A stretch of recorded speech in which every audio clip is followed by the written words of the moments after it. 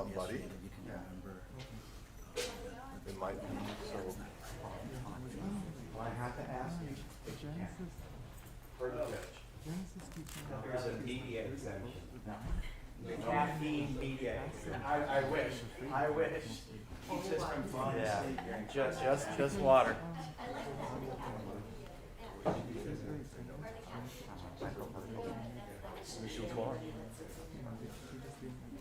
Other individuals. But I'll just take a look back there before we get started. I'll look back there, right here. Yeah, I'll just stay on. Okay. Yeah, I was just kind of wondering. Yeah, Sorry about that. No, no.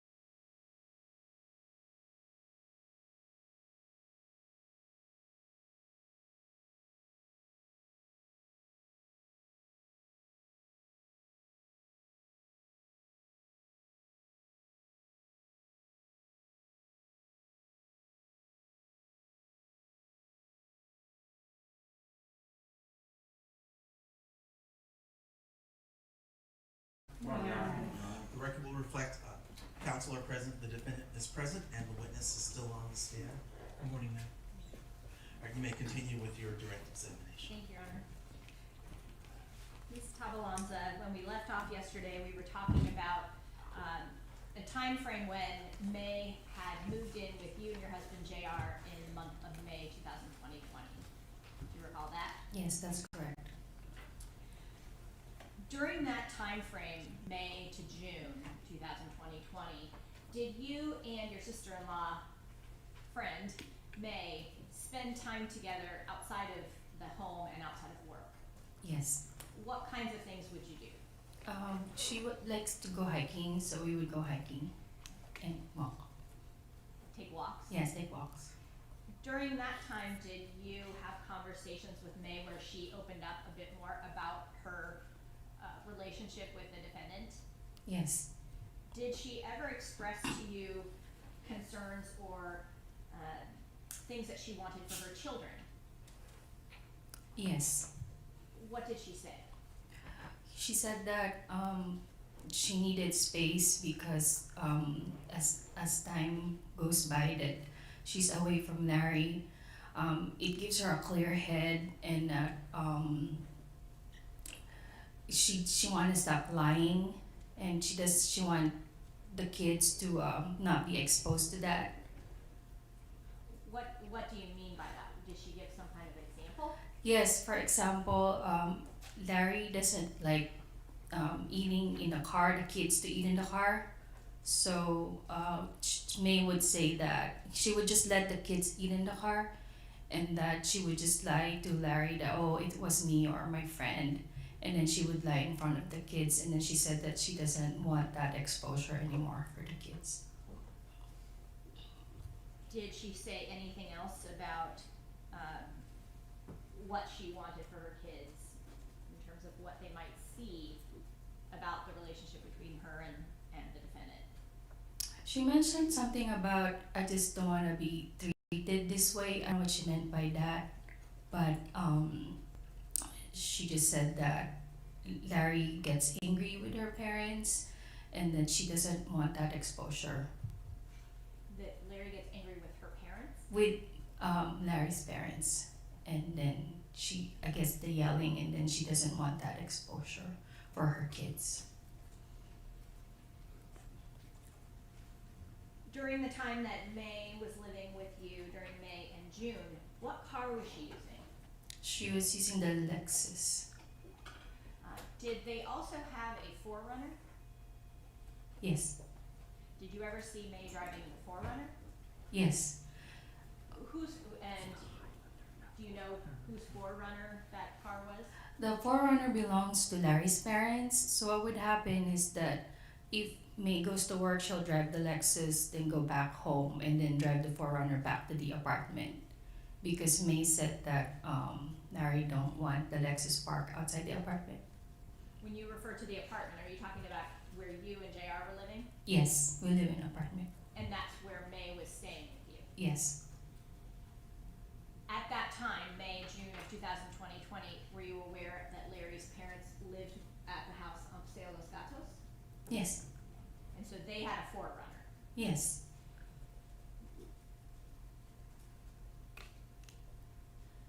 And so in the morning, what would May do prior to going to work? She would drive the 4Runner back to their house in Paseo Los Gatos, pick up drive the Lexus to take the kids to school, and then go to work. Did she ever comment to you about scars on the wall? Yes, it's one of our hikes that she said that she's needed space, and then she started seeing the scars on the wall. And then I told him, what scars? I don't see it. And then she said that when Larry gets angry, he would punch the wall, and I said, I don't see it. And he said that we would patch it up so you won't see it. During this time, you also said that the defendant was sending you text messages. Yes. We looked at one of those yesterday.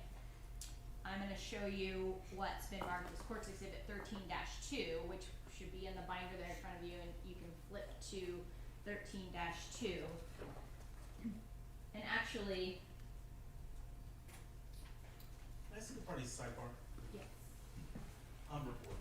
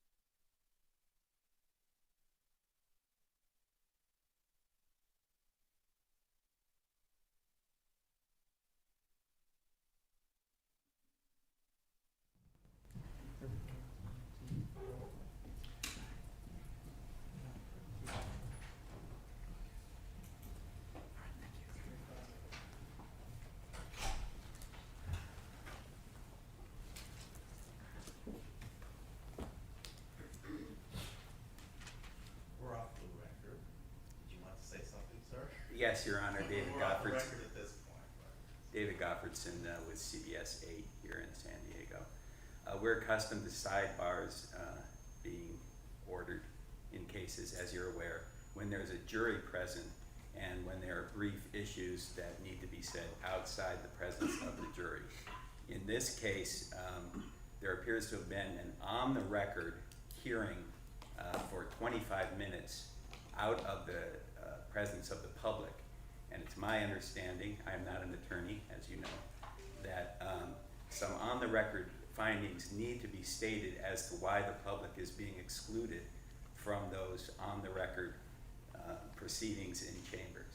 And in some cases, there might have to be a hearing before the public can be excluded. And at the very least, I think it's fair that we be given notice as to why those proceedings were held in the event that we want to challenge and maybe unseal those official transcripts later on. Thank you, Your Honor.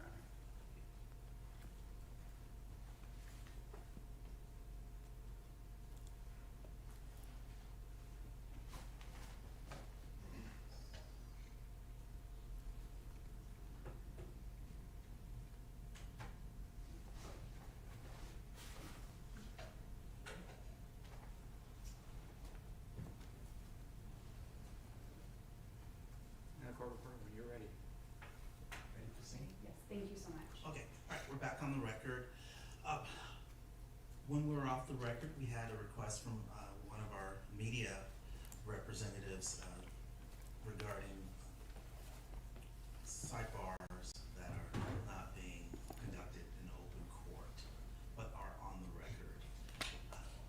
I will address the request later this morning regarding unsealing it or providing an explanation for why that is being not held in open court. So, I'll address that later, but I want to get through our evidence at this point. So, we are back on the record. Witness is on the stand. You may continue with your direct examination. Thank you, Your Honor. Ms. Tabalanza, looking at the exhibits 13-1,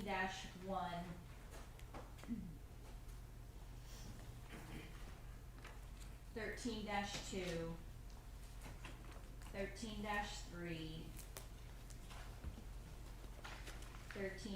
13-4, 13-5, 13-6, 13-7, and 13-8.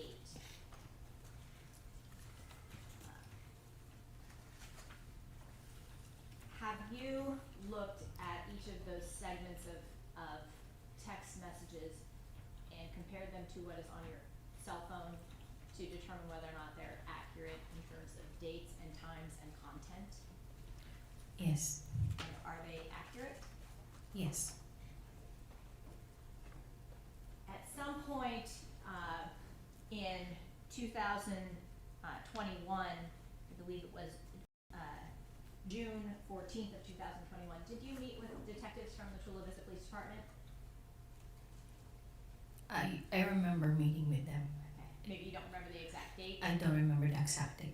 Do you recall providing your cell phone to the detectives to allow them to do an extraction of your cell phone, the contents, and provide them with copies of the text messages? Yes, I did. And is it fair to say that the exhibits 13-1 through 13-8, those are not the way they appear on your phone? Is that fair? Yes, And so, do you know whether or not, so whether or not the contents, the way they're kind of being displayed in the format in these exhibits, you don't know whether or not that's the way they come in the, when they're downloaded from your phone or not? Is that fair to say? yeah, yes, But you have checked to make sure the content. I did check.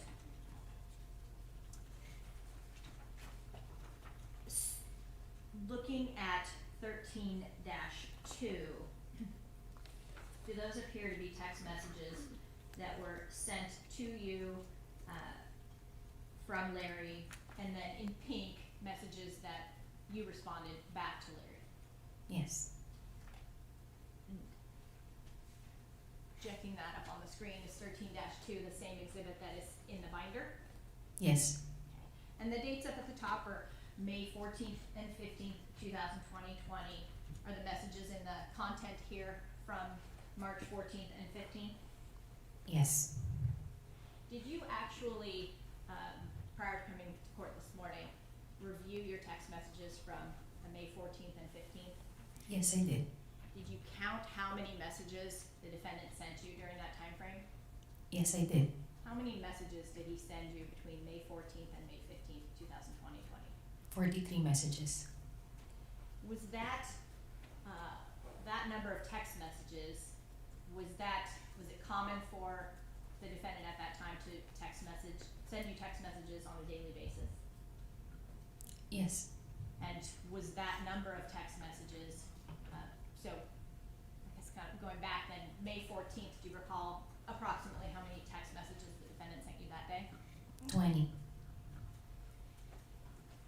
Was it common or uncommon at that time for the defendant to send you 20 text messages in a day? Common. Since May moved in to our apartment.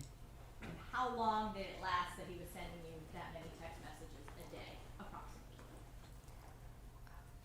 Until until June, July. Were there some days he sent you more than 20 messages? Yes. Did you look at a date at the end of May, just kind of at random, before coming to court today? Yes, I did. What date was that? On May 26. How many messages did the defendant send you that day? If I count that correctly, it's about 199 text messages. Would it be common that he would send you text messages before you even had a chance to respond? Yes. And was there ever occasion where the defendant would call you Yes. at the same time or kind of around the same time that he's sending you text messages? Yes. Do you know why he would then call you if he was sending you text messages? If I don't get to respond, he'll call. Looking at these text messages up on the screen. Just going to call out a few of these. They start with, she said she's bored. And again, in blue, these are messages from the defendant. Yes. And your response was, I think she's just saying that. Yes. And then the defendant says, I hope so. I feel like throwing up and my heart drops. That's one text message. Yes. And then the next line, is that a separate text message? Yes. So he says, every time, another text message, I'm spent, every day is a struggle. Those are text messages that the defendant sent to you? Yes. May 14th.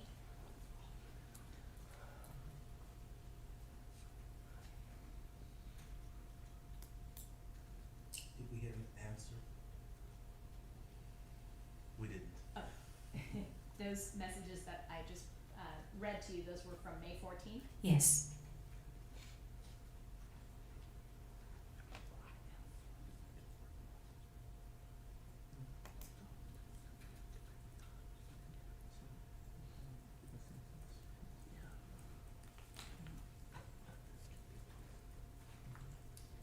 And he continued, every day is a struggle. I'm beat down to the bone. I really appreciate your support and feedback. It keeps me afloat. You don't even know I'm drowning. And those were text messages he sent to you also on May 14th, correct? Yes. What time did those text messages end on May 14th? About 11 at night. 22:58. And then what time did the text messages begin on May 15th? 6:14. And during this time, I'm sorry, 6:14 in the morning or the evening? I believe in the morning. At this time, May was living at your house? Yes. So the first message he sends to you is, did she spend the night there or leave during the night? I have knots in my stomach for some reason. That was the first message that morning? Yes.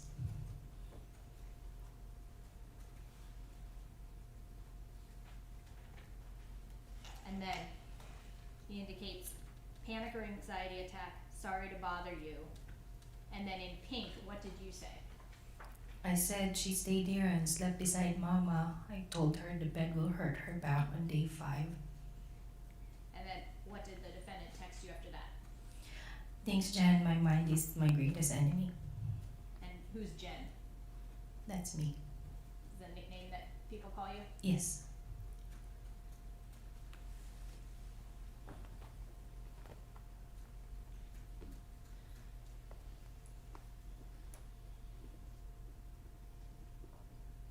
Did the defendant ever talk to you about going to May's workplace?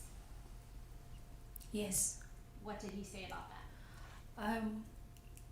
I think one time he called me and said he's at the parking lot. And then I told him that, what are you doing here? Did do you know where the defendant was working at the time? Yes. And that was Balboa Hospital. He worked also for the military. Yes.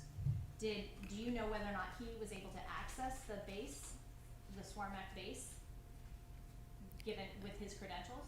Yes. Do you know, did he tell you whether or not he actually went to the base? He called me. And what did he say? There are like I think a couple times that he called that he was just at the parking lot to bring lunch to his wife, and then there's one where he just showed up as a surprise. And why was he calling you to tell you that? I'm not sure why. Was there anything unusual about the conversation or something that stands out to you about the conversation? No. I mean the other one where he came up surprise. When you say the other one, is that a Well, because specific- there was the time that he brought lunch, so I think that's, okay, well, maybe I can have lunch too. But, and then there's another one where he just came up unannounced, so that would be, like, surprise to me, like, oh, why would you come unannounced? Do you recall when that was, the unannounced? No, I don't, sorry. Okay.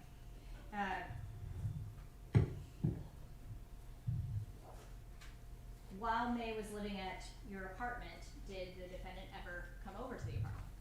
Yes, Why? to bring the kids, So May sometimes had the children at the apartment? yes, Did she express a desire to have the kids at the apartment? yes.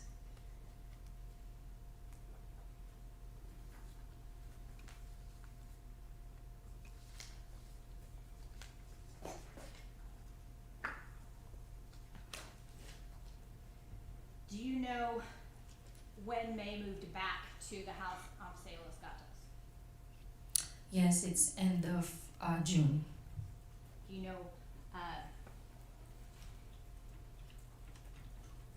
did you speak to Larry on that day? Yes, he sent me text messages. What messages was he sending you on that day? What was the content or the kind of general content of those messages? That he was at work, he went to follow May at work, and that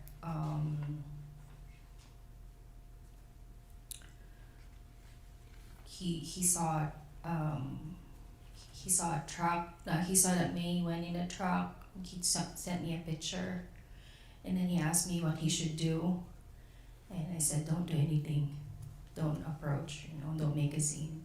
What was your understanding of where he was, where the defendant was? At the parking lot at Swarmac. And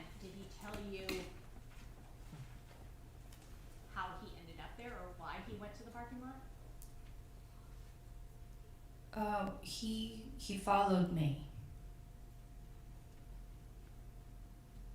Did he send you a text message of, with a photograph? Yes. And what was that text message? What was the photo of? From what I recall, it was a Forerunner and then a truck parked in the Swarma parking lot. Showing you, do you see courts exhibits? Just may I approach the witness, Your Honor? You may.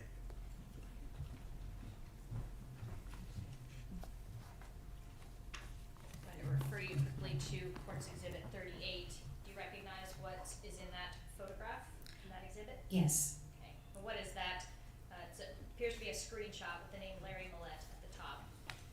It has a date of June 27th, 2020. Is that the accurate date? Yes. And what are we seeing in that screenshot? A white truck parked in Swarma parking lot.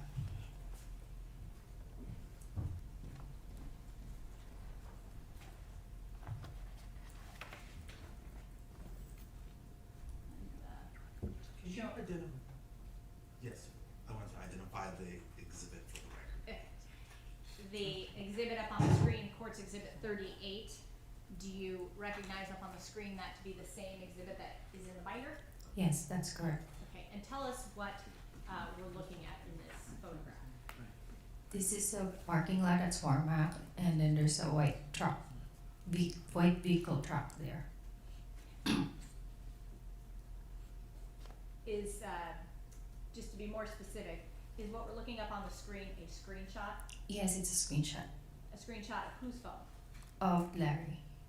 Is that Larry's phone or your phone? Oh, my phone. And so this is a screenshot that you took of messages or photographs Larry sent to you. Yes. Why does that day stand out to you? That because that's the day that that May moved out of our apartment. Where did May go? She went back to their house in Paseo Las Gatos. After the defendant sent you these photographs projected up in the screenshot in Courts Exhibit 38, did you have a conversation with him Via text, yes. via text? Mm-hmm. Is that a yes? Yes. You had mentioned you had a phone conversation with him at some point that day, is that right? Or was it all via text?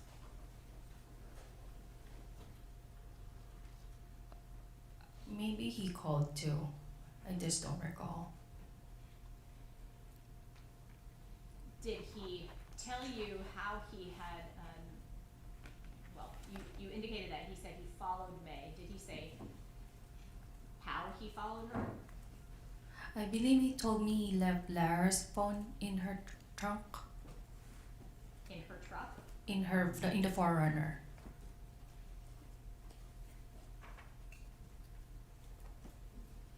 And Laura is who? Larry and May's first daughter, firstborn. He said he put Laura's phone in May's vehicle? Yes.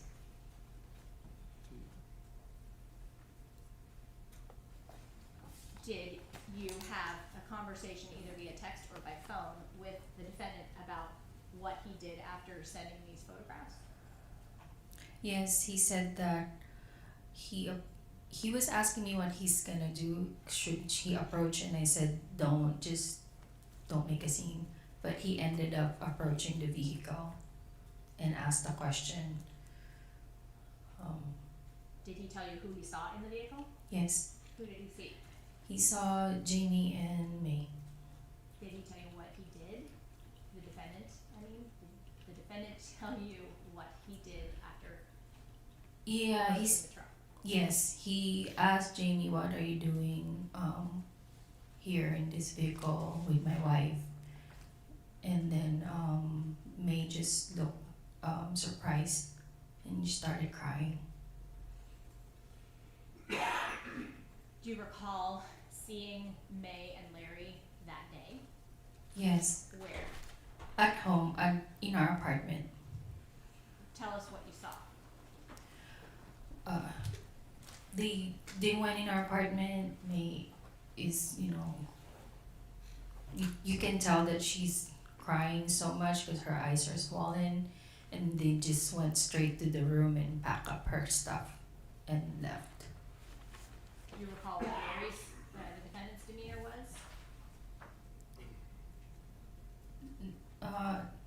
No, I mean, he just helped her pick up her stuff.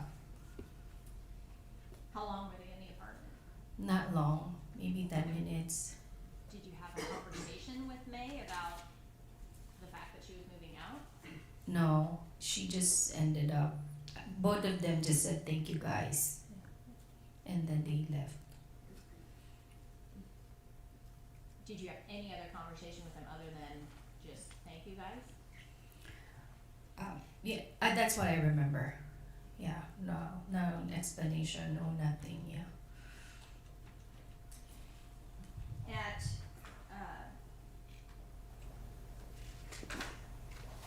in June, did you, learn that May was leaving Squirmac?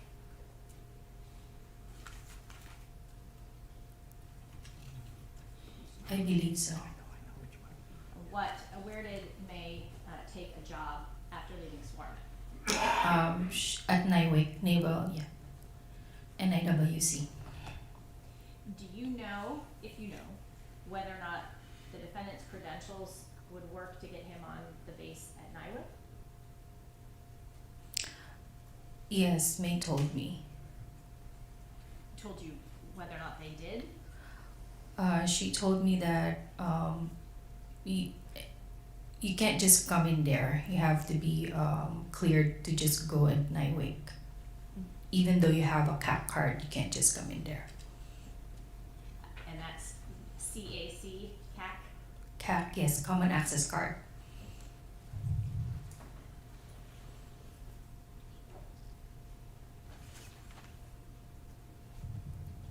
Do you recall a conversation with Larry at some point during the same time frame, May to June, July of 2020, about Walmart? Yes. What was your recollection of that incident or discussion about Walmart?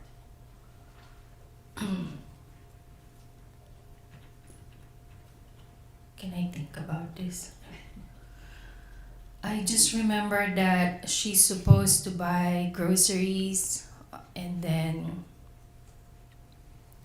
the next day she said that she did not make it to Walmart because she forgot her wallet. Was this when she was still living with you? Yes. And did the defendant send you any text messages concerned about whether or not May actually went to Walmart? I don't remember. I can remember if I look at my phone. So you don't remember as you sit here right now? Yes. Okay. Do you remember having any kind of conversation with him, either via text or phone call, about whether or not May had been to Walmart? Maybe we did. Okay, but you don't remember? As of now, I don't remember. Okay, that's okay. In August, 2020,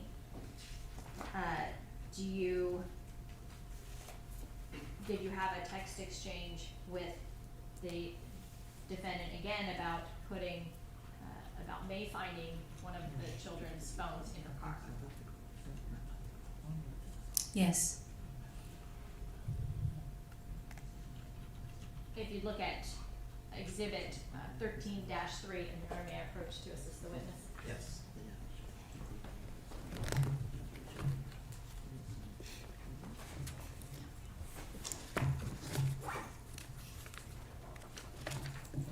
Looking at 13-3, do those appear to be text messages that you exchanged, you and the defendant, on August 12th, 2020? Yes. And can you sort of summarize what it is that occurred on August 12th, 2020? Basically, Larry told me that May said that she's going to leave again, and then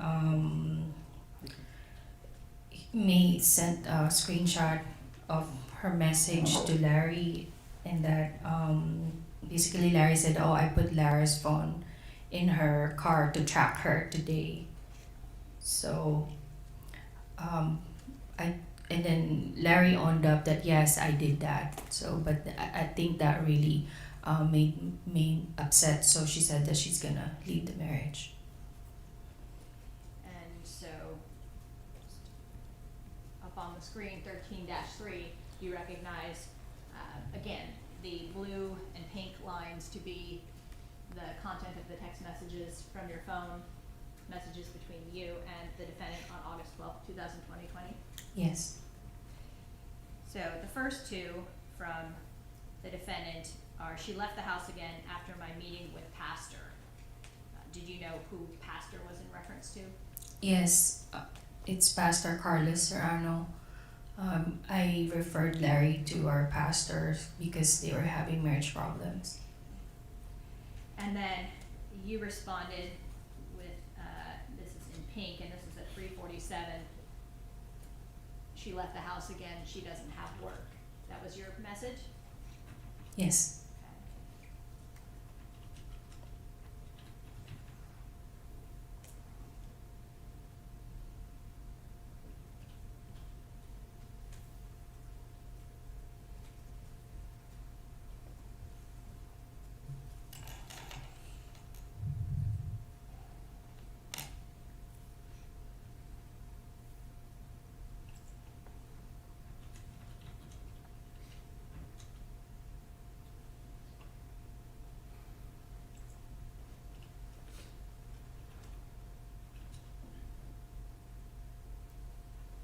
And then there's another message sent. It says, make sure you and the pastor talk about our final separation and do not try and talk me. I'm not changing my mind. If you do not want separation, we can divorce, but I am not leaving the house. If you don't want to see me every day, then you leave. Did you believe that to be a message from Larry? From the defendant? I believe it's a screenshot of May's message to Larry. And was that something that the defendant would do at times during your text message discussions, screenshot a message from May? Yes.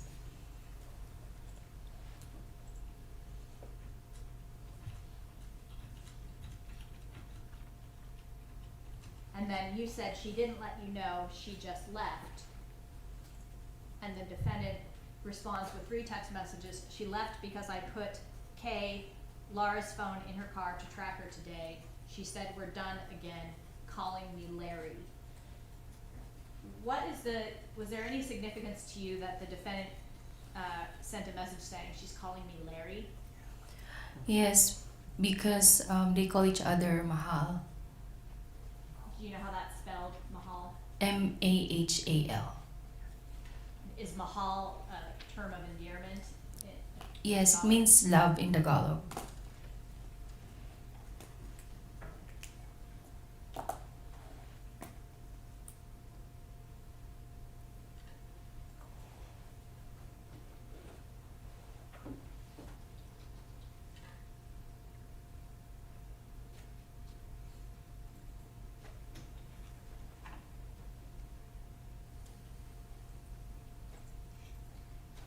And then your next message, she left because you respond, looks like, she left because I put Kay, Laura's phone, in her car to track her today. How did she find out? Did you tell her? Which words were yours, or which questions were yours in that pink string there at 3:49? So I copied and pasted because I wanted to respond to the question. I wanted to respond to the text message that's stating she left because I put Kay Lara's phone in her car to track her today. My response, how did she find out? Did you tell her? I wanted to find out if he confessed or. How did she find out about Yes. the phone? Yes. And then his response was, it was vibrating, yes, I owned up. And then that would have been at 3:50 p.m. At 8:03, you said, oops, we're downstairs. Why did you say we're downstairs? I believe this was the time where Larry called JR asking for help because May said that she was gonna call the police to put a restraining order. So we went to their house, but that's why we're downstairs. So this was all the same day that May found the phone in her car. Yes. Did you have a conversation? Well, who did you go to the house with? I'm with JR and the kids. You went to Larry and May's house at Paseo Los Gatos. Yes. What did you actually speak with May? No, I didn't get a chance to. We were just staying downstairs. Papa Leo was there too. Who's Papa Leo? Larry's dad, Benito Millete. And where were you having a conversation? We're in the garage. Who was in the garage? Me, JR, and Papa Leo. And sometimes Larry would come and go, so. Do you know whether or not May was home at the time? I thought she was upstairs. At that time, I thought she was just upstairs. Did you think something later, at a later point? No, I thought she was just there because I think there was some food that was ordered, but we weren't able to eat. We just went home. Did you ever see May that No, night? I did not.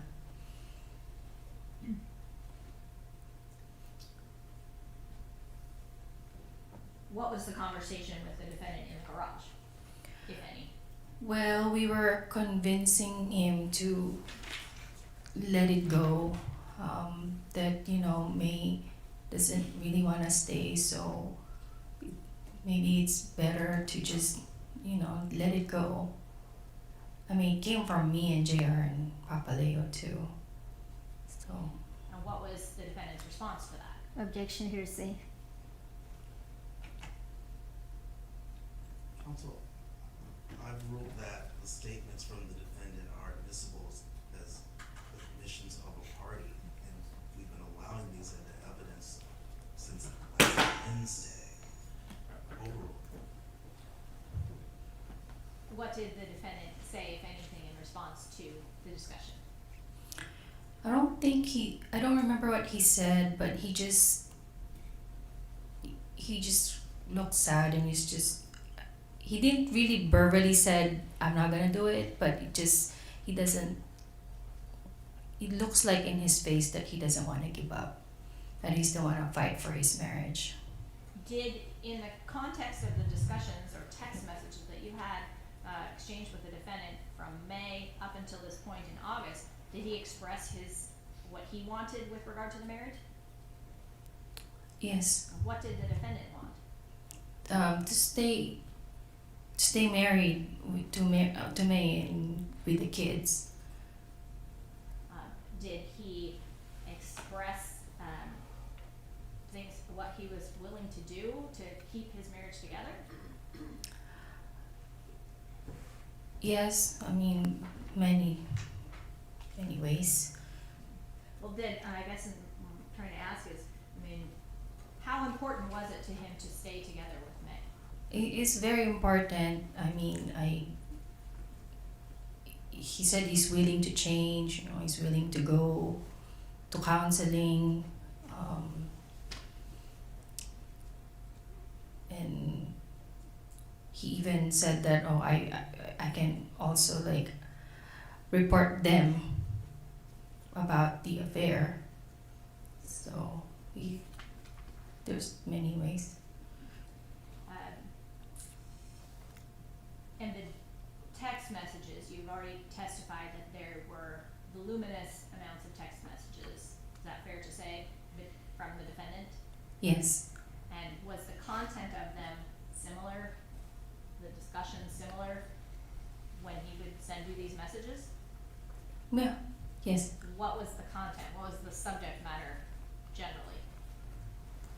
that he doesn't want to lose me.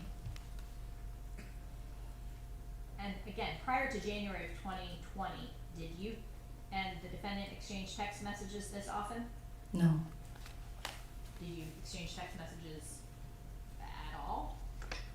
sometimes about the kids again. If we're gonna take them to SeaWorld or just general, take them to the zoo or just not like this much. Did you ever show May some of the text messages that the defendant was sending to you? Yes, sometimes. And explain that a little bit. What did you show her? I don't remember, but sometimes when Larry would text me a lot and I'm walking with her, I would just show it to her. And I said, what do I do with this? And then she was like, you're just getting that now. I'm 20 years of that. And you sort of shrugged your shoulders a little bit when you testified about. Well, let me back up. You said that you would show her the messages, and May's response, just prior to giving us May's response, you sort of shrugged your shoulders. Is that what May actually did when she responded? Yes. The witness also held up her left hand to demonstrate how she held up her cell phone to show it to me. Yes, thank you, Your Honor. Alright, and what was it that May said when you showed her the messages? She said, I don't know, you're just getting that today. I get it for 20 years. Did you had a text message exchange with the defendant in September where he actually mentioned spellcasters? Yes. Looking at 13-4 in the exhibit book, and looking up on the screen, you recognize what's up on the screen to be copies of this text message exchange that you had with the defendant September 15th, 2020. Yes. And again, in blue would be messages sent by the defendant, correct? Yes. So the first three, defendant says, it's real, we are all God's creation, even spellcasters, just trying to justify it, I'm really desperate. These are messages from the defendant. Yes.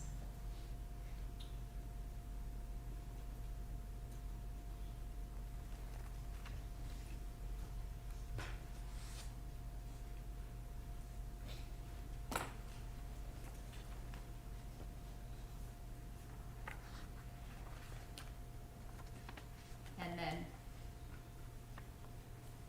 this defendant says, after I'm really desperate, for real though, no lie, I've been thinking about apprenticing under a spellcaster if I can find a good one since Friday.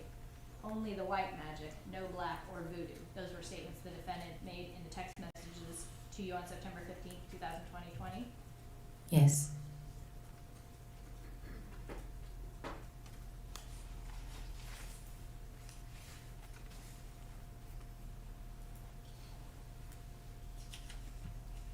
And then what did you respond then in pink?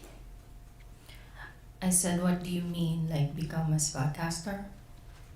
And his response was, I just want to know and be good at a couple of spells that I can maybe perform on my own. That was the message that he sent to you on September 15th. Yes.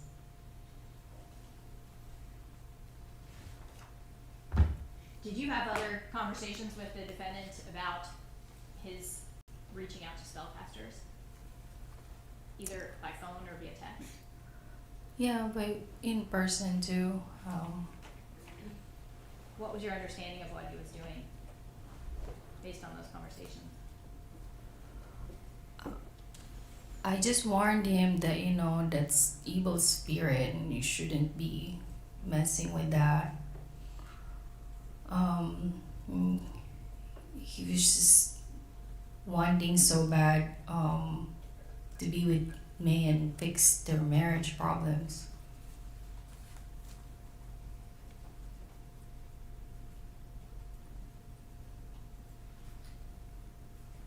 Looking at 13-5,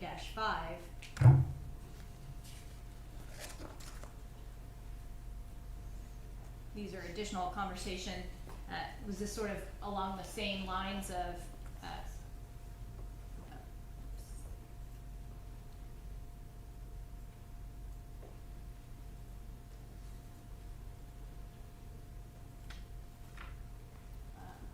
his contacting spellcasters? Yes. So now it's September 16th. He says, I'm just really desperate, Jen. You know that. Do you happen to know what those 4 question marks are? What was there? It's probably an emoji.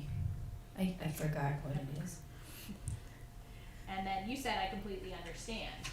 What were you trying to do during these text messages, during these exchanges with the defendant when he would reach out to you? We found out their marriage problem beginning of January 2020, so it was my intent to help and support both of them. I even referred them to counseling in our pastor at church. So him doing this, I didn't think that he would go. I just wanted to. I understand that he's desperate to be with me, so I didn't think that he's gonna be too serious about that.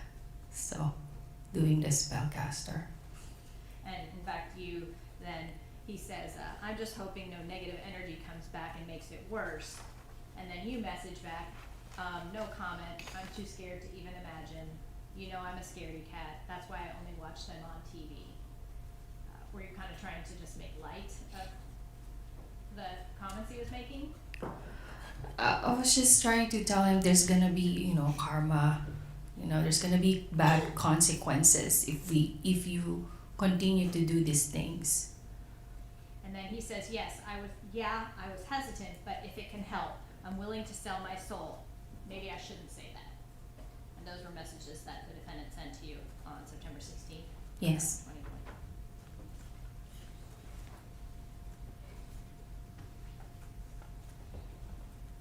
You mentioned that there were times that the defendant talked to you about reporting May to her command. Do you recall that? Yes, I just don't remember the date. Looking at 13-6, do you recognize this text message exchange with the defendant? Yes. And can you kind of summarize what this text exchange was referring to? He's basically, Larry was saying that if May is not willing to fix the marriage, he would report them,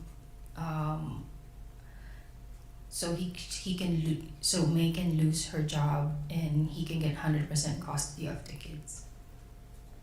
So, looking at these messages, I told her that I would report them this AM if she doesn't want to move forward to fix our marriage and if she continues to plan on separating. She became angry. And then you respond, oh man, why you said that? And he says, I told her my intent is for her to lose her job and and there's 4 question marks, custody of the kids. Do you recall what the emoji or? I believe it's 100%. So it would mean I get 100% custody of the kids. And then you said you don't mean it. Why did you say that? Well, because his main goal is to get back, fix their marriage, and have a complete family. So that it doesn't look like that's the goal. And you said and then the defendant texts back, she loves her job, I'm tired of being her doormat. Those were messages sent and exchanged between the two of you September 23rd, 2020. Yes. And then looking at 13-7, are those kind of continued discussion about, again, the same, the state of their marriage and the defendant's thoughts on how to handle the problems between the two of them. Yes. Projecting up on the screen 13-7, is that the same exhibit that's in the binder? Yes. Okay. And the defendant starts with, she needs to be humbled, and then your response is, but I thought you want to keep the family together. If you report, then you only keep the kids, no more May. How are you going to live without May? Again, in pink, those are your responses. Yes. And then the defendant texts back, I do, but I don't want to share custody. Going to figure it out. 50-50, I just want the kids. And you say true, and then the defendant says, I'd miss them too much and don't want another man around them. Those were text messages exchanged on September 23rd, 2020. Yes.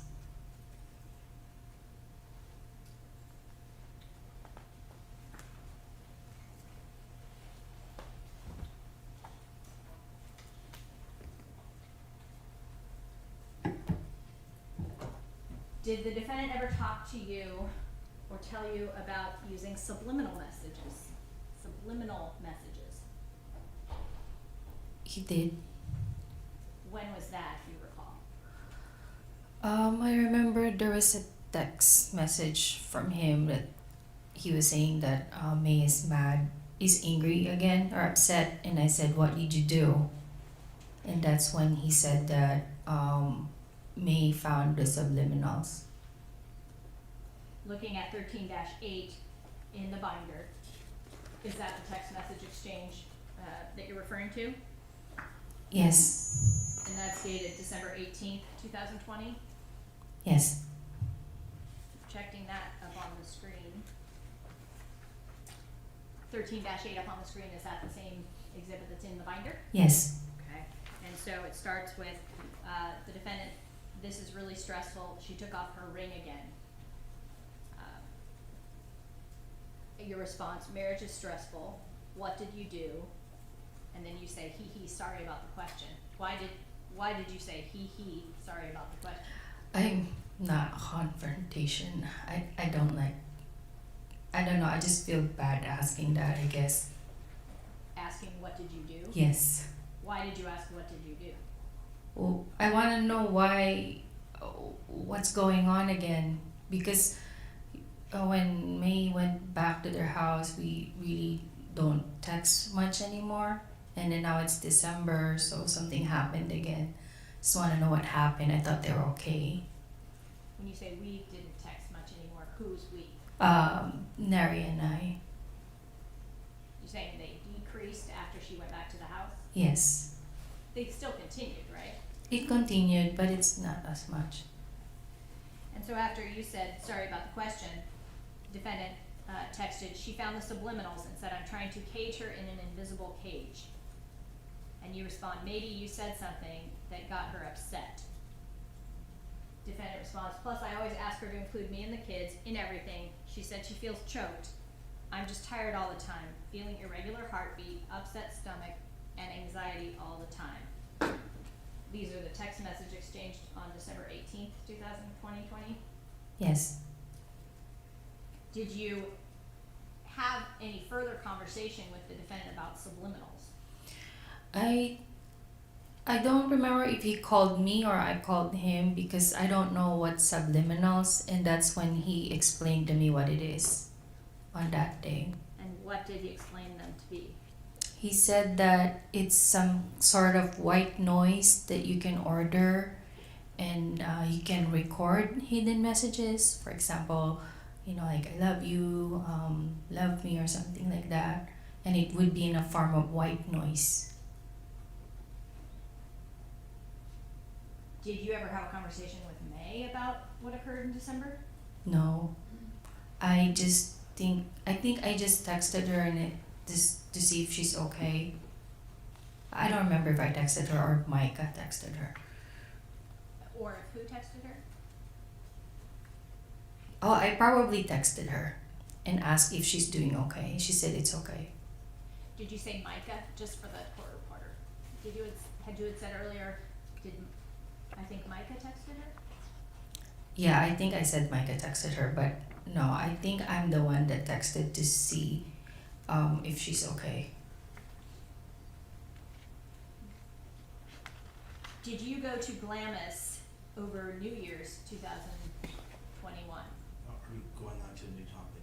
Okay. We're going to take our break. First, I'll just note that the last sidebar, well, actually, I'll address that when we come back at 10:45. And I'll reveal what we talked about at the sidebar for the most part. All right, we're in recess.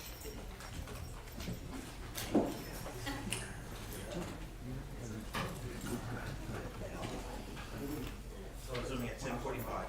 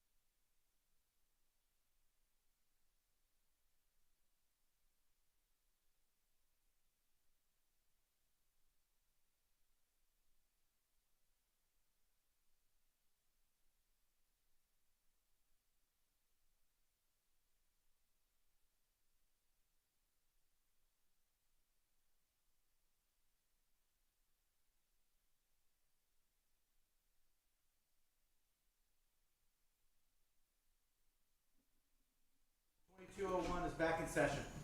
All right, we're back on the record. Counsel, I have the defendant are present. The witness is on stand. I'm going to address the media question after lunch. I think it's important that I not stop the proceedings. And I would rather get the witnesses through their testimony. All right, so you may continue with your Thank you, Your Honor. Mrs. Tabalanza, we left off with talking about January 2021 and a trip to Glamis that you took with your husband and your children. Do you recall that? Yes. And just for the record, behind you is an exhibit. It is, Your Honor, may I approach? I just want to make sure You may. I'm referring to the right number.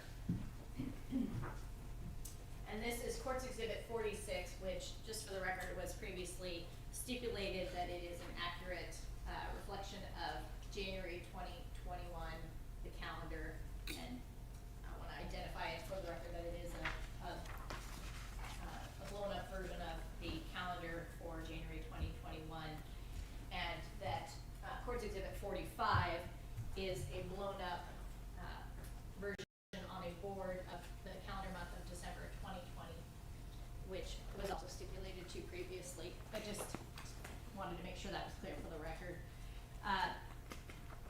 When did you and your family, Mrs. Tabalanza, go to Glamis for New Year's? I believe we went January 1st. How long were you there? Just the whole day. Did you spend the night? No, I think we went home. I believe we went home. So you actually went home before New Year's Eve? Or you were just there for New Year's Day? We were there for New Year's Day.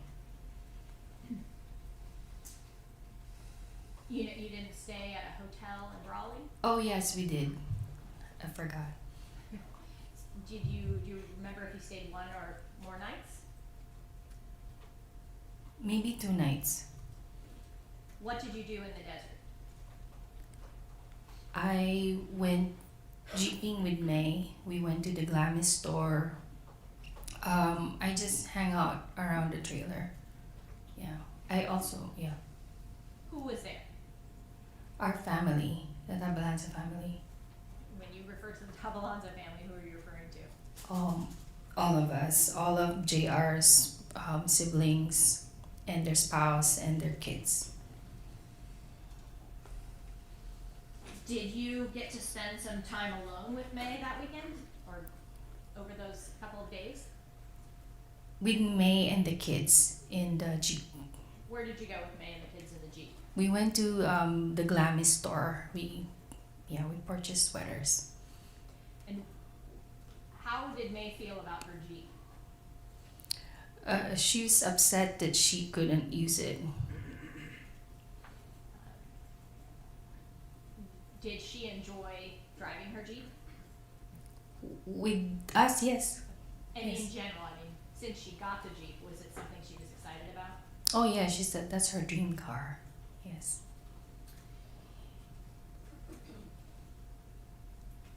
Did you see the defendant driving the Jeep Yes. during that time in Glamis? And what did you observe with regard to the defendant driving the Jeep? He was having fun too. Did May have an opportunity to go take the Jeep out in the dunes? Yes, with us in the afternoon. Did you have an opportunity to have a conversation with May where she opened up about her marriage? Yes, in the Jeep. Where were the children? They were in the Jeep too. Do you know if the children were in earshot to, or if they were having their own conversation, or were they listening to the conversation that you and May were having? I think they're having their own conversation. And what was your conversation with May with regard to her marriage? May said that Larry was asking for affection and that it's just hard for her to give it to him. That's what I recall. Anything else? And I was asking her, I thought you guys are okay now. And then she said, why did you think that? Because something like in that conversation. Anything else in that conversation that stands out to you? In the Jeep, Yes. no, but we had a conversation in the trailer too.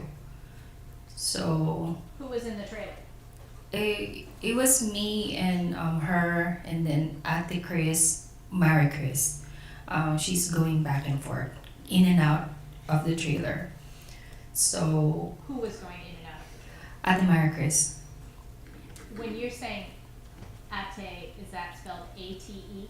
yes. Sorry, that was like a respectful way of calling your elder sister.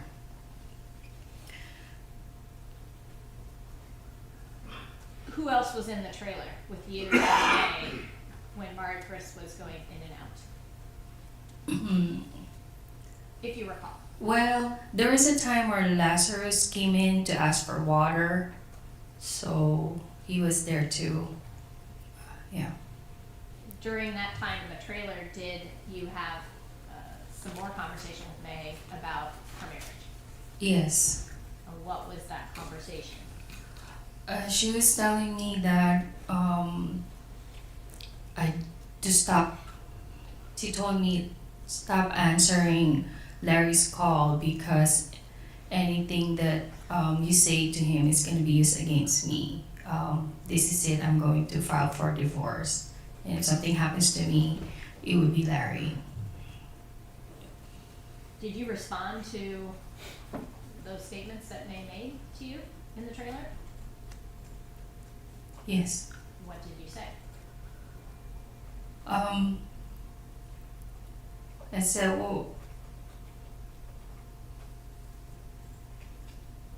hold on, let me just think what I said.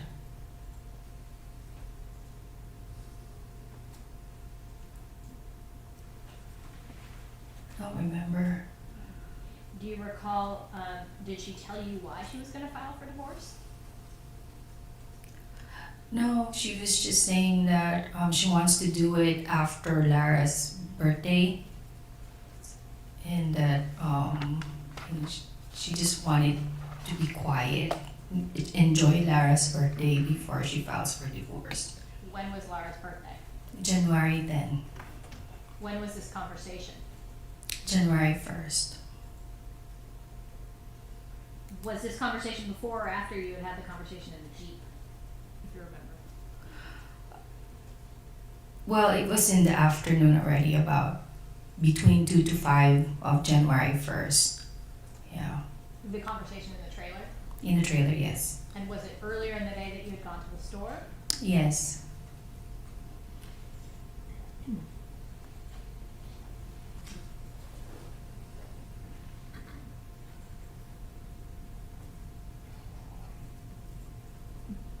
When did you leave Glamis, if you remember? January 1st at night. Do you think you were there a couple of days before January 1st, or do you remember exactly? I remember working first, and then, oh, maybe that's Thanksgiving. Did you go to Glamis for Thanksgiving as well? Yes, The family? yes, Do you recall this conversation being on the 1st? yes. And then do you know when you came back to San Diego? I know we came home the same day, the night of January 1st. Wait, no, maybe we went to Broly. I think we still stayed in Broly and then went home the next day. So January 1st or 2nd is when you came back to San Diego. Yes, After you got back to San Diego, did you have any further conversations with May? no, Did you go back to work? I did. When you would be at work, did you sometimes communicate with May? Yes, How would you communicate with May? via MS Teams. Was that sometimes about work, Yes, sometimes maybe a little bit of personal? yes, And do you recall whether or not that week you had any conversations over MS Teams with May? no, Do you know if at that time she was teleworking or if she was working in an office? she's teleworking.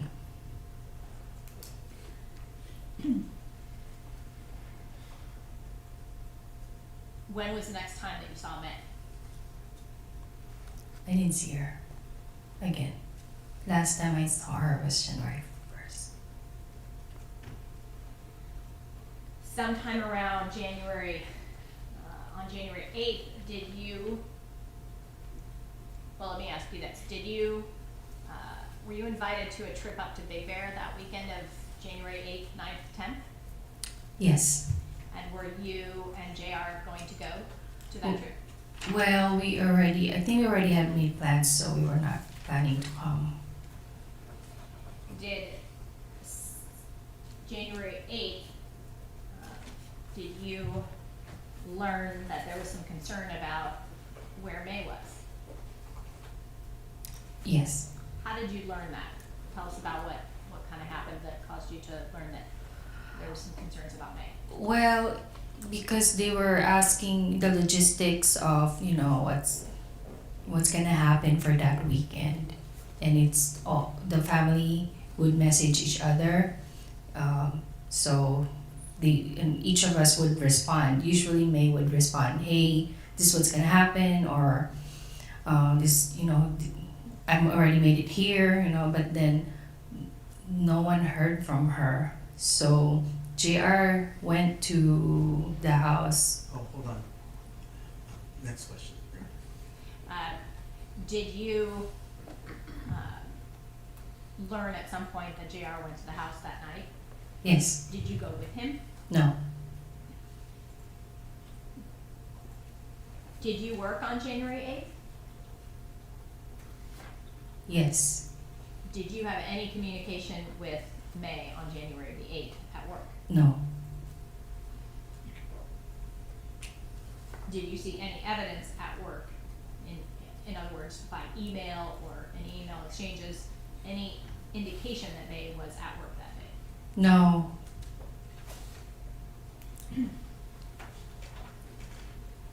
Did you, at some point that weekend, go to the house of Sale Los Gatos? Yes, I went with JR on Saturday. Saturday. That would be January. January 9. Do you recall what time? In the afternoon, because we had made plans for the day. So after we're done doing errands for that day, we went maybe about 3 or 4 o'clock What was the purpose of you going to the house? to check in if May is back. What happened when you got to the house? She's not there. Did you have any conversation with the defendant when you were at the house? Yes. Did you ask him where May was? Yes. Was he able to tell you? No. Do you recall what he said? No, I don't. We were just wondering where she's at. So he said something, maybe she went hiking or... Did he tell you when was the last time he saw her? I did not ask that specific question. What was his demeanor like, the defendant, on Saturday, January 9th? He was calm. Given your conversations via text, phone call throughout the year leading up to that time, was his demeanor different to you than it had been in the phone calls, for example, in December when he called you about May finding the subliminals? Yes, it was different this time. How so? He usually panics when he doesn't know where May is. But this time, he was just calm. Just quiet.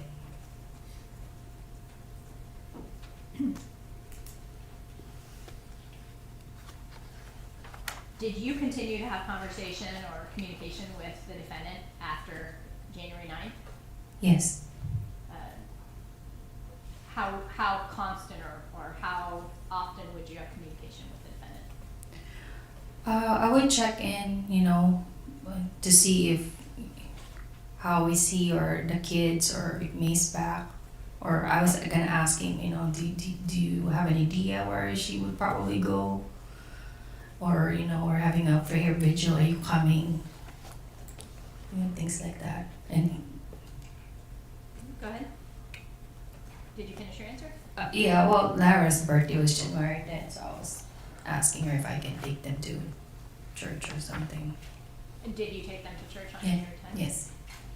And then you mentioned that you would sometimes ask, did he have any idea where she could have gone? Did he ever give you any indication of any, was he ever able to help you find out where she could be?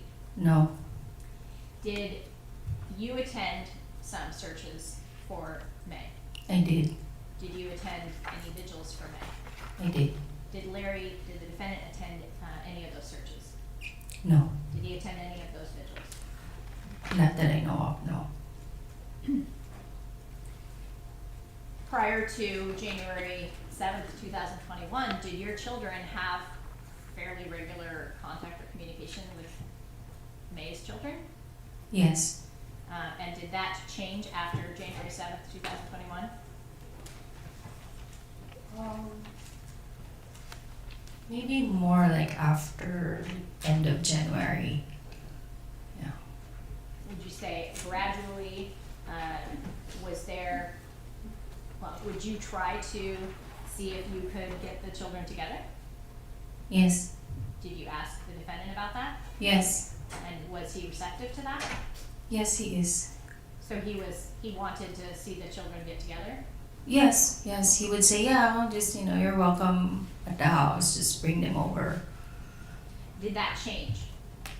Eventually it changed. And when did it change? I don't remember. Maybe Approximately? March, February, March, around that time. And how did it change? When we will invite them over for, I invite them to continuously go to church because this is just really traumatic event for us. So I'm thinking that maybe going to church would be helpful, especially for the kids. And then when there's a birthday party, Micah's birthday was during February, I invited them to, but they did not attend, so. Did the defendant ever express any concerns about your daughter Micah being around his children? I just heard a story. I don't know if it's true, so. Okay. So nothing firsthand from the defendant? Mm-mm. Is that a no? No, sorry. Okay. In February, did the defendant make a comment to you that caused you some concern? Yes. What was that? I had a phone call with him one evening where he said that, Jen, I really trust you, and then just don't do anything stupid. So I don't know what that means. So Who said, don't do anything stupid? Larry, Was that in a phone call or in a text? in a phone call. Did you know what he meant by that? No. How did you take that? Just bothered by it. Why were you bothered by that? Because all this time, all I wanted to do, my intent is to help them with their problem and just, mend their relationship, And then that was, I'm trying to support. And then when I was told that, I trust you and don't do anything stupid, why would I do something stupid? So I was just worried about that. And when was that statement made by the defendant? I don't remember. It was sometime in February. February of 2021? February 2021, yes.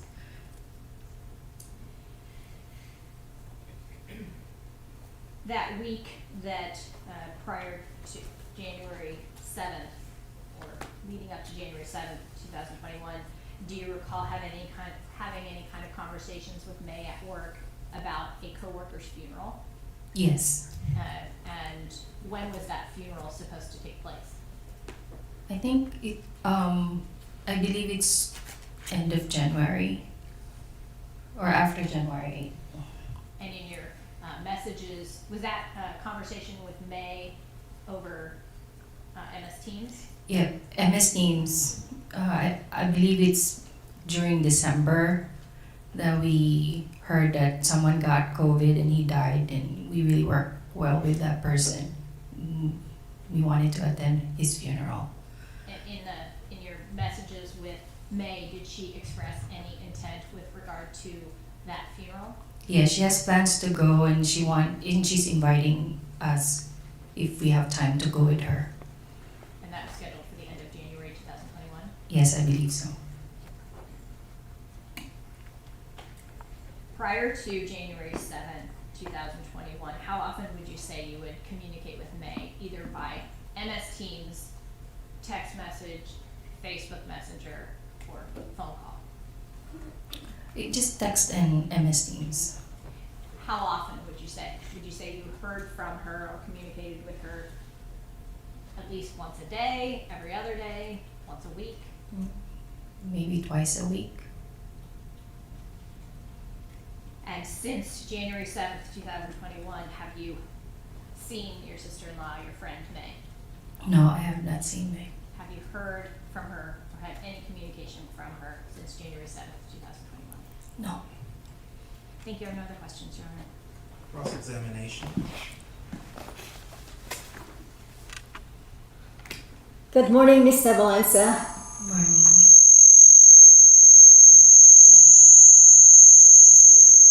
I think it's because we turned it up yesterday.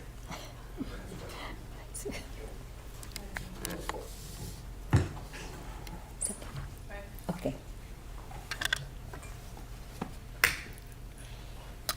You and May Millete actually met before you married your husband, JR. Is that right? Yes. And where you met May Millete is through your mother, Yes. who actually was working for Mrs. Millete at that time.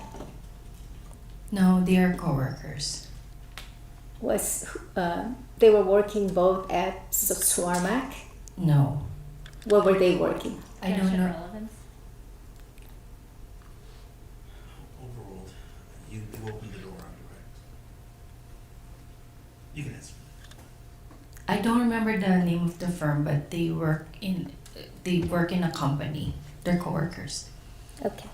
And you became friends with Miss Millete because your mother introduced her to you and you went out together. Yes. So that would be in what year? About 2004. And since then, after your meeting with her and going out with her, you became close friends. Would you say in 2004? Well, you just don't become close that fast. I mean, eventually we develop a strong friendship together, and I look up to her as my big sister. And you were looking towards her to be your mentor? Yes, we can say that, yes. So that your friendship became closer and closer, that Miss Millete was the one who referred you to work at Swarmack? Yes, I mean, I got qualified for the job. Was she the one that referred you there? She gave my resume, yes.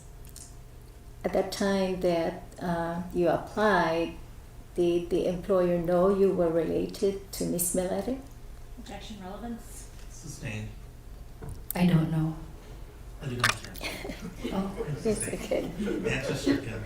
It's okay. So you became co-workers, correct? Miss Millete and you became co-workers eventually, or can you explain after you were hired at Swarmack, what was your relationship with Miss Millete? we both work in contracts, but not on the same team. Different teams. So I don't directly work with her. And she was my sister-in-law when I got the job. She never was your supervisor? No. Okay. Who was your supervisor at Swarmack? Was it the same as her supervisor? No. Okay. When you say you work in a different department, do you mean you are working in a different building as well? Yes. Okay.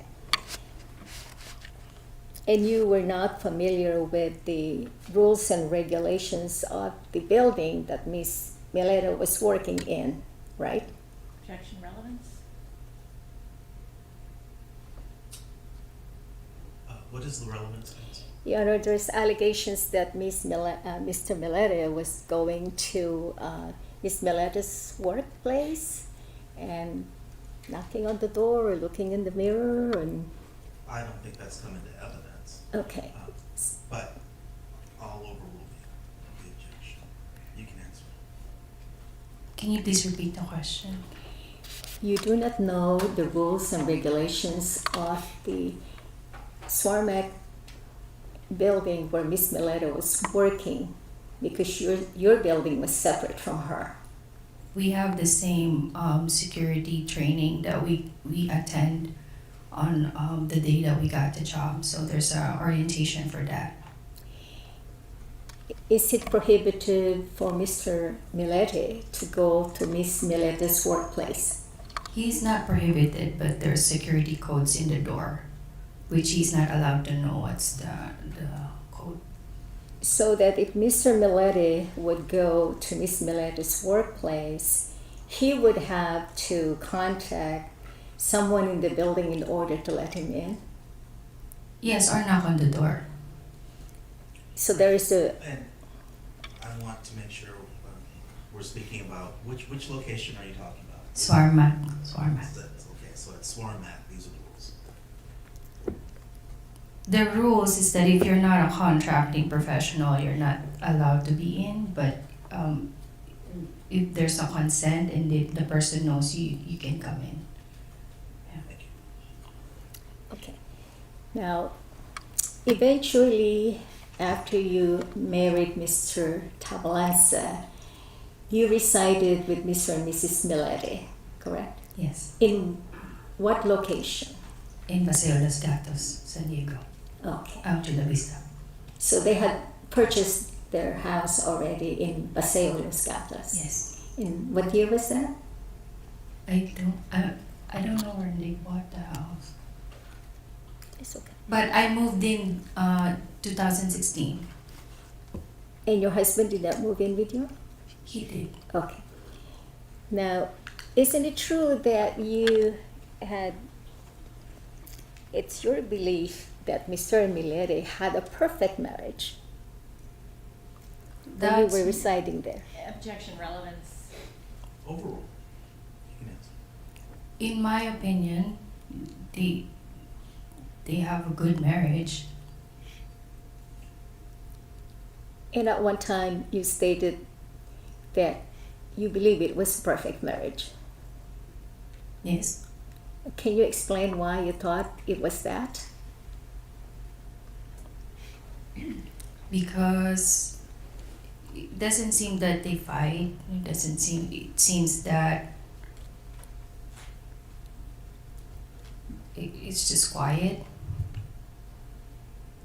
That's about it. How happy, they look happy. Did they do things together? Yes, That would have been 2016, correct? yes, Did Mr. Millete's parents reside with them at the time? yes. Okay, so there was no, when you say perfect marriage, there was no fighting, there was no, did you notice any damages to the wall or anything like that? Objection compound, vague as the time. Sustained. Well, let me break it down, okay? So you stayed with Mr. and Mrs. Millete for what, 3 months? Yes, about. And you lived with them, you ate with them, and did activities together. Yes, Did you go shopping with Miss Millete together? yes, Okay. And you were able to observe what was going on inside that house. yes, for 3 months, yes. Yes. And you were able to observe if in fact there was any violent activities in that house, you would be able to observe that. I would not look for it. It's a home, so I would not specifically find to violence. If that answers the question. Well, I was trying to find out if there was any signs of broken doors or broken knobs or glasses that you had observed at that time. No, I don't look for things like that. Okay, so it was pretty much a very quiet and happy family. Yes. How would you describe Mr. Milete's behavior at that time? During the time that we lived there for 3 months, Correct. he's just normal Larry that's quiet. And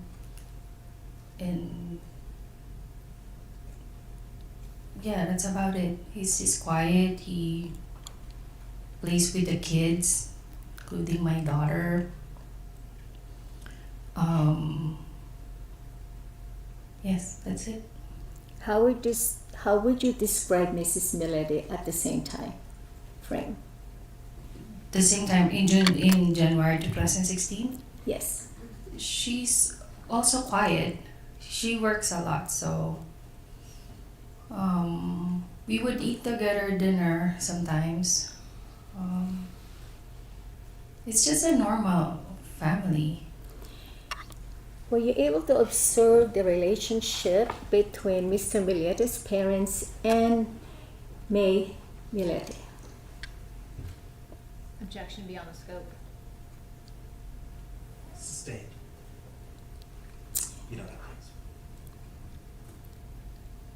Okay. When you say it's quiet and no fighting, would that mean that anyone residing in their home did not have any disagreements or yelling? No, I did not observe that. Okay. During that same time frame, did Miss Milete complain to you about Mr. Milete texting him all the time and calling him all the time? Year of 2016, no. Okay. So when did it start? When did Miss Milete complain to you about the texting, calling, going to her workplace? In 2020, year 2020. So prior to 2020, you can describe those texting and calling would be what? Objection made. Yes, and perhaps lack of foundation. Okay. So sustained.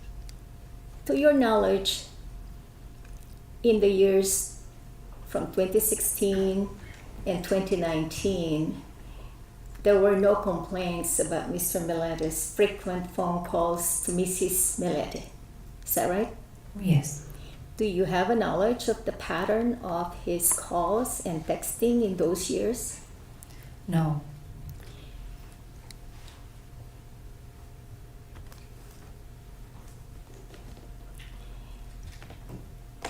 So you did not hear about this marital problems of the couple until January 2020?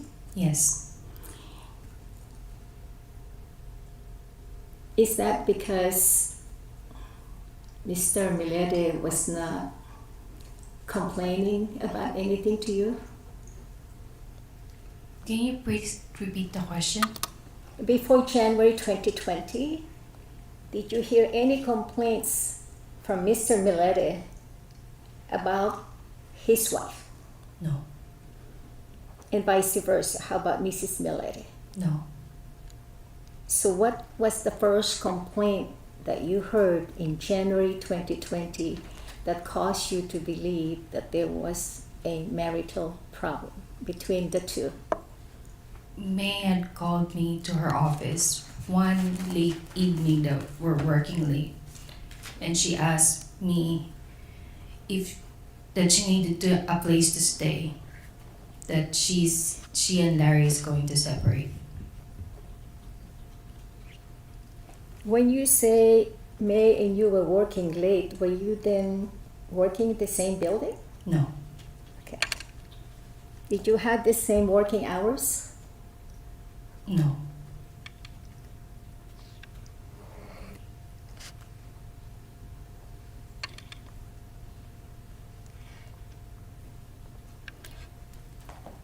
When you heard what May wanted to do, did you understand exactly what the problem was? I had to ask the question. And what did you ask her? I said that what is your driving force for doing this? You know, what happened? And then she said that she was exhausted.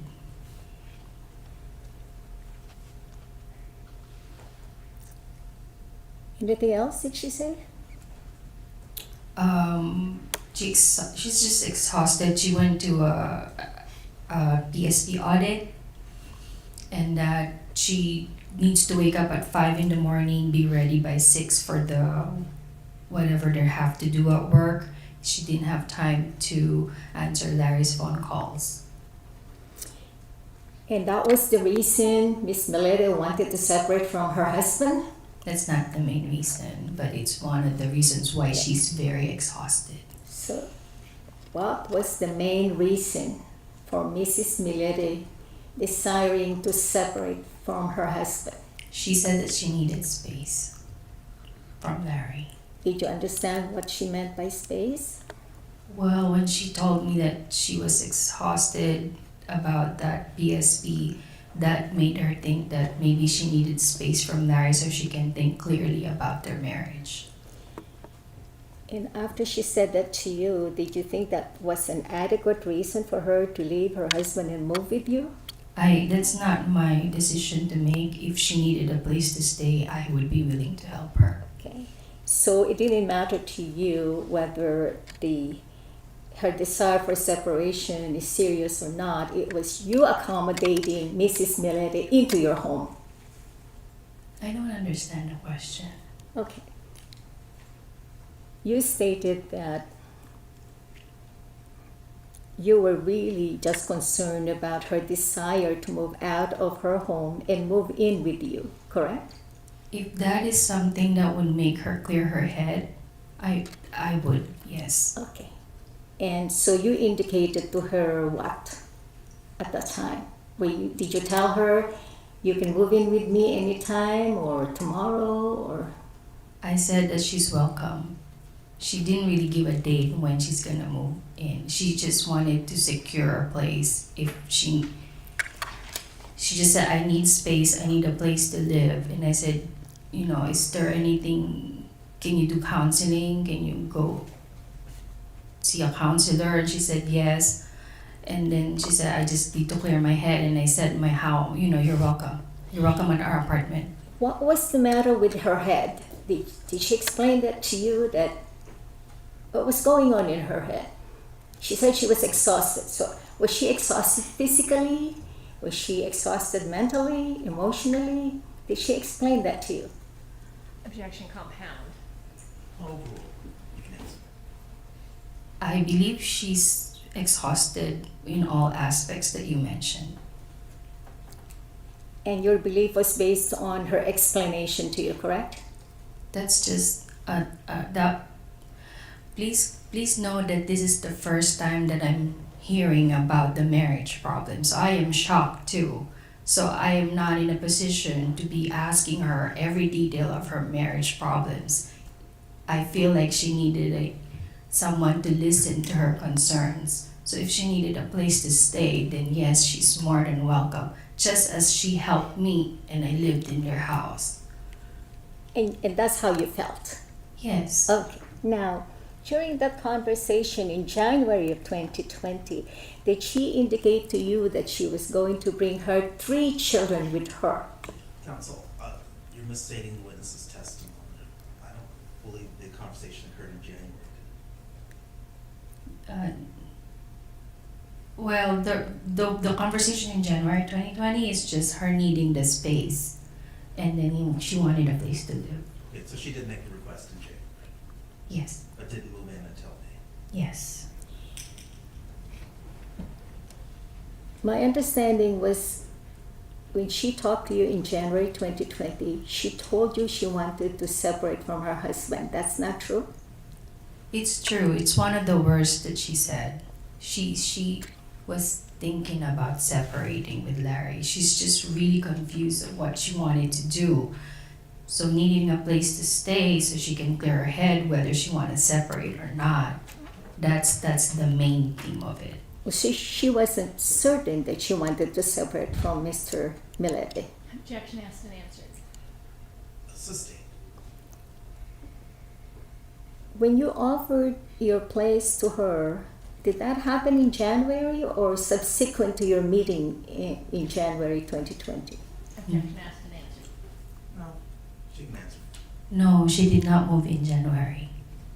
Okay. Do you know of any reason why she didn't move in with you until May of 2020?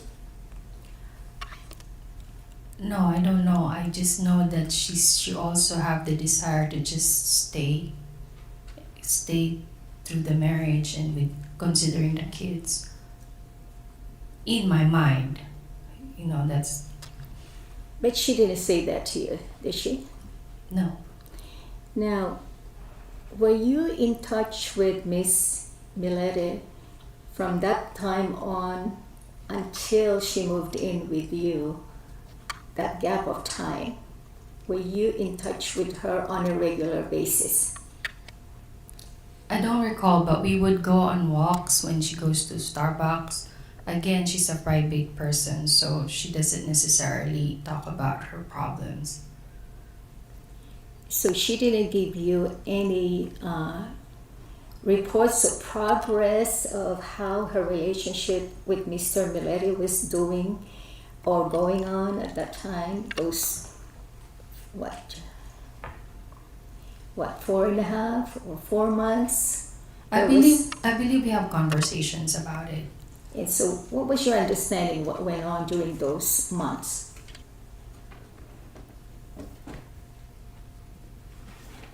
Well, January, she told me that she wanted a space. February is the month where Larry called me about the investigation. March, April, so it was rocky between those months. Did Mr. Millete call you in January of 2020? Don't remember. Do you remember when Mr. Millete called you in reference to the marital problems that they were having? He might have sent me a text, and when we go to their house, he would mention face to face. You would discuss that with him personally. Yes. And did that happen in February of 2020?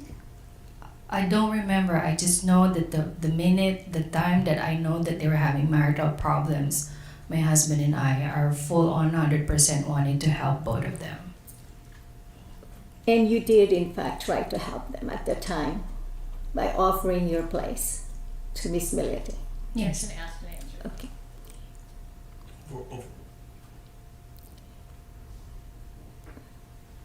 When did you discover that there was an investigation related to Mrs. Millete? When Larry called me. It was that in February Yes. 2020. Okay. And when he called you, what exactly did he explain to you? What was happening between them? He just said that, hey Jen, I'm here at work. Objection calls for hearsay. Sustained. So I'm going to strike the response.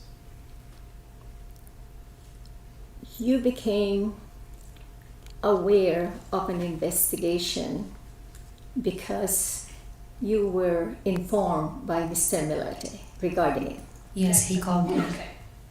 Lack of foundation.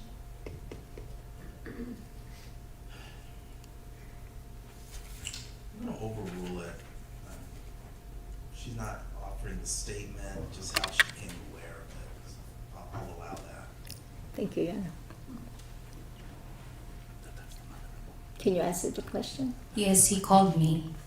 He called me. He said that I he. don't want you to tell me what he said. You learned about it from a phone call? Yes, yes, Your Honor. Okay, that's sufficient. What was your understanding about this investigation? Objection calls for hearsay. Sustained. Did you hear about the investigation at work? No, I only learned it from Larry. Okay.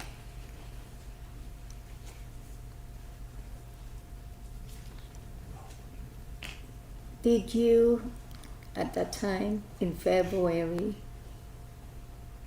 call Miss Millete to ask her about the investigation?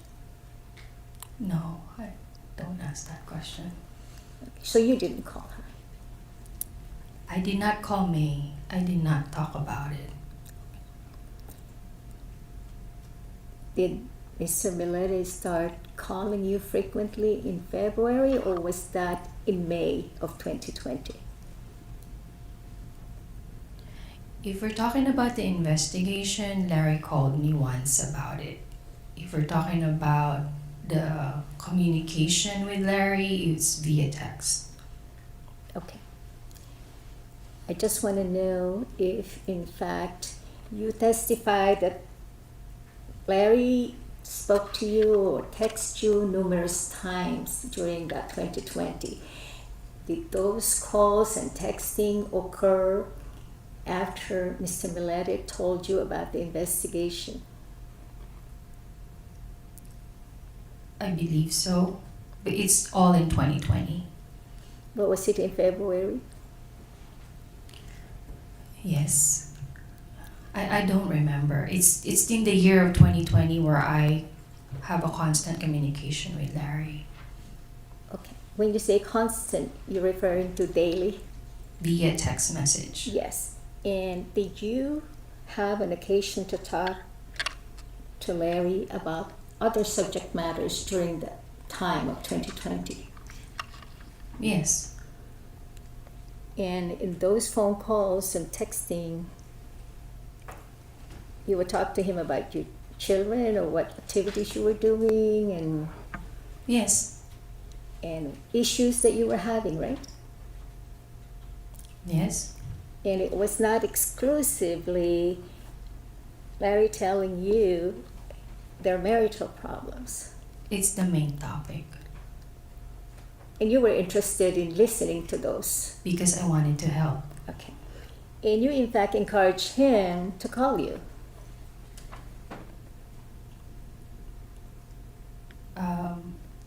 I don't know if I said that or I texted that, but I am here to support. Right. And you indicated that you wanted to help him. If I said that, yes, I want to Yes. help. And in fact,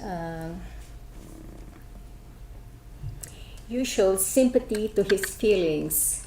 And when he was telling you that he was worried and he felt sick in his stomach, have anxiety, and telling you how he was feeling, you showed sympathy to him. Yes. And he felt very comfortable in texting you and calling you all those days. Objection calls for speculation. Sustained. You never told him to stop calling me, right?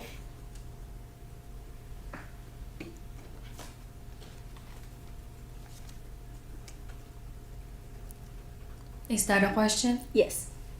No, I did not tell him to stop calling me. And you didn't tell him to stop texting you that you're bothered or you can't focus or you don't want to hear from him. I offered ways for him to cope with the marriage problem by referring him to our pastor at church. Okay. It was an indirect way of saying I probably cannot help anymore, so maybe the counselor can help you more.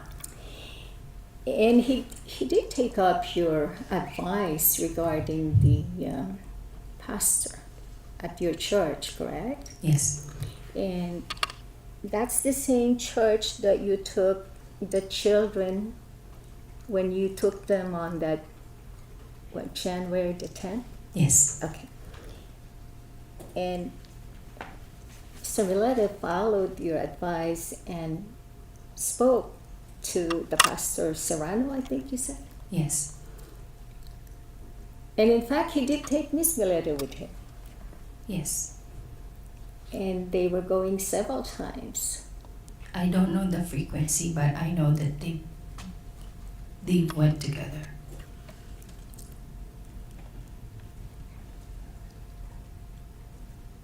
Did Mr. Millete inform you or shared with you the experience with the pastor and May? Did you have a conversation regarding that? I believe so, yes. So what was the essence of that communication? Objection calls for hearsay. Sustained. Was Miss Millete receptive to participating in attending church? I don't believe so. Why is that? That's what Larry told me that. Objection calls for hearsay. Yes, I'm going to sustain a hearsay objection. I'm not going to allow into evidence any statements that he's made through cross-examination. Were you disappointed about the result of the contact with the pastor? Objection relevance. Overruled. You can answer. It's for the two of them. It's not. I'm not the one married. It's for them. So whatever they decide to do, that's what's gonna happen. So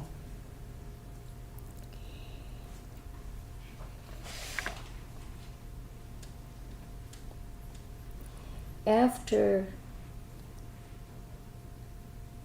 did the pastor visits before Miss Millete move in with you or after?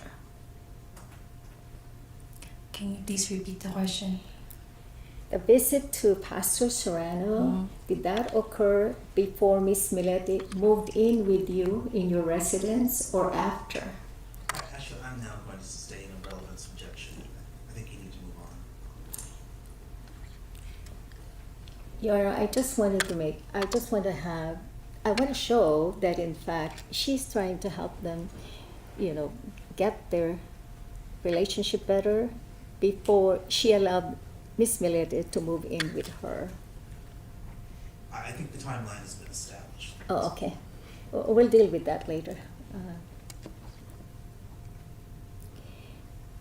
So by May 1st, 2021, Miss Millete, I believe, had a birthday, right? Yes. Did you have a birthday celebration with the entire family? No. Why? Objection It relevance. was COVID. So, no, you can answer. COVID? There was COVID in 2020, Remember. and then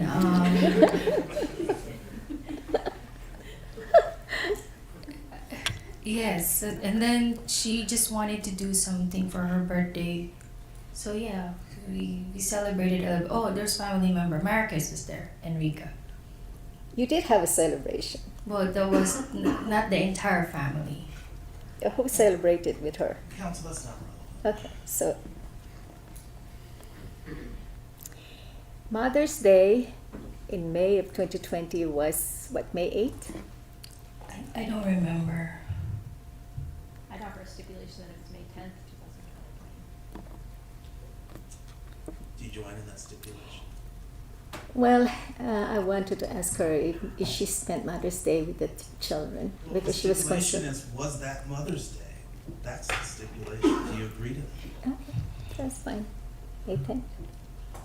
If you want to double check, we can. go It's back okay, Your after Honor. I will stipulate to Mother's Day as May 10th. I believe that was Mother's Day. Do you know if Miss Millete spent Mother's Day with her 3 children? I don't know. I think so.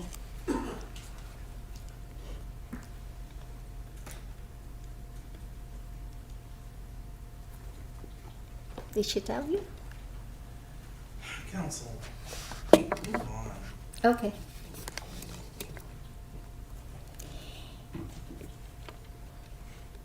You knew about the allegations of Miss Millete having affair with someone at Swarmack.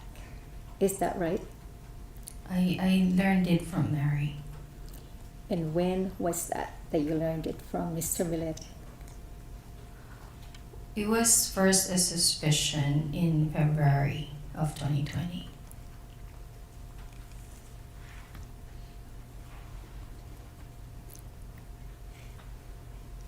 But we were still not sure if it's really going on or not. It was just suspicion. When you say we, are you referring to who are you referring to when you say Well, me and Larry. Larry was telling me that he has a suspicion that there's an affair, but we couldn't pinpoint, or he couldn't pinpoint if it's true or not. So prior to Miss Millete moving in with you on May 10th, Mr. Millete discussed with you about the alleged affair, and he was seeking for your help on May 8, 2020. According to your earlier testimony, it's 13-1.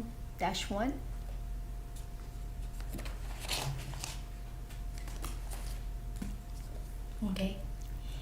And when the first blue statement says, please help me with Maya. And that was text to you on May 8, 2020 in the morning at 10:30. Is that correct? Yes. Did you understand why he was asking for your help? They have marriage problems. And what kind of help was she seeking from you?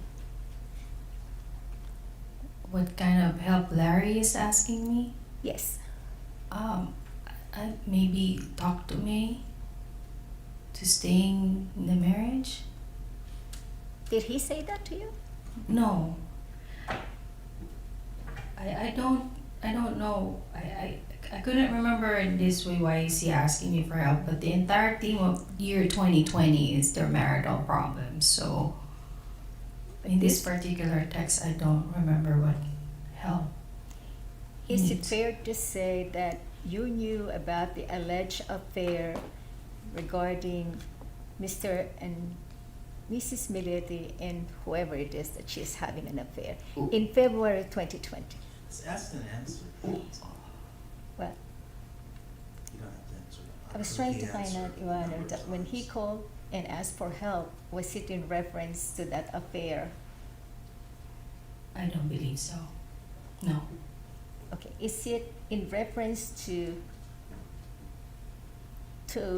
encourage or convince Mrs. Millete to stay in the marriage? Yes. Okay. And at that time, you welcome, approximately May 10 or so, you welcome Miss Millete to move in with you. Yes. And it was your understanding that that was temporary, or was it your understanding that she was going to separate from her husband, Mr. Millete? It was temporary because she needed space and she just needs to clear her head. She's not thinking of divorcing Larry at that time. When I say separate, physically separate. Okay. Like Larry living in Paseo Los Gatos, May living in our apartment.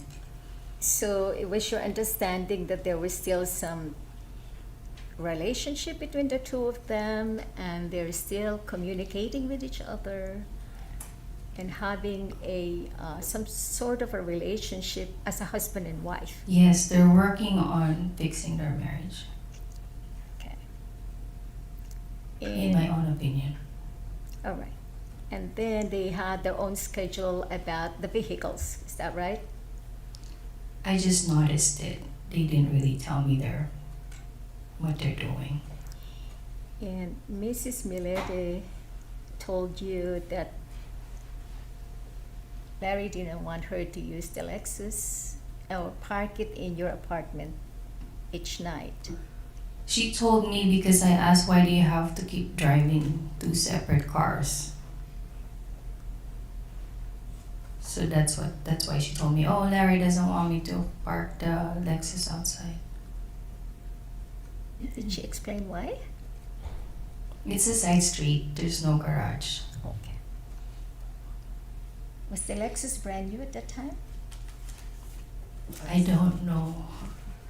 That's right. All right, we're going to break for lunch. Okay, then, thank you.